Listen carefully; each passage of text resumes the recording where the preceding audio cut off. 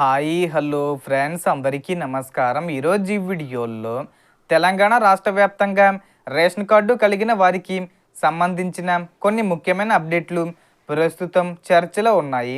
So అప్డేట్లు ఏంటో ఈ వీడియోలో తెలుసుకుందాం. వీడియోని ఎక్కడ కూడా స్కిప్ చేయకండి ఫ్రెండ్స్, అండ్ వర్డ్ చూడండి. వీడియోని స్టార్ట్ చేసే ముందు మీకు ఒక small request friends, TG government నుంచి ఏ చిన్న అప్డేట్ వచ్చినా మీరు మిస్ కాకుండా ఉండాలంటే వెంటనే మన ఛానల్ని సబ్స్క్రైబ్ చేసుకోండి. అండ్ సబ్స్క్రైబ్ చేసుకున్న వాళ్ళందరూ కూడా సబ్స్క్రైబ్ బటన్ పక్కనున్న గంట సింబల్లో ఆల్ అని పెట్టుకోవడం మర్చిపోకండి ఫ్రెండ్స్. ఇలా పెట్టుకోవడం వల్ల నేను పెట్టే ప్రతి ఒక్క వీడియో మీరు నోటిఫికేషన్ రూపంలో పొందగలరు. అండ్ వీడియో మీకు నచ్చితే లైక్ చేయండి ఫ్రెండ్స్. సో ఏమాత్రం లేట్ చేయకుండా వీడియోలోకి వెళ్ళిపోద్దాం. సో జూలై నెల నుంచి రేషన్ పంపిణీ విధానంలో కొన్ని మార్పులు ఉండే అవకాశం ఉందని సమాచారం వస్తుంది. ఇప్పటి వరకు ప్రభుత్వం సన్నబియ్యం పంపిణీ చేస్తుండగా భవిష్యత్తులో రేషన్తో పాటు మరికొన్ని నిత్యావసరాల సరుకులు అందించే అంశంపై కూడా చర్చలు జరుగుతున్నట్లు వార్తలు వినిపిస్తున్నాయి. అయితే ఈ విషయాలకు సంబంధించి ప్రభుత్వం విడుదల చేసే అధికారిక ప్రకటనలనే తుది సమాచారంగా పరిగణించాలి. అలాగే రాష్ట్ర వ్యాప్తంగా రేషన్ కార్డు కలిగిన కుటుంబాలకు వివిధ సంక్షేమ పథకాల ద్వారా లబ్ధి అందించే ప్రయత్నాలు కొనసాగుతున్నాయి.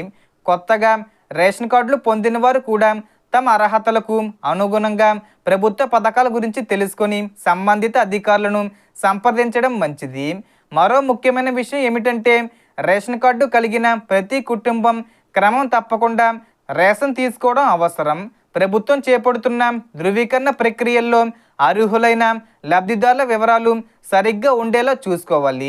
రేషన్ కార్డుకు సంబంధించిన వివరాలు, ఆధార్ లింకింగు, కుటుంబ సభ్యుల సమాచారం వంటి అంశాలు సక్రమంగా ఉన్నాయో లేదో ఒకసారి పరిశీలించడం మంచిది.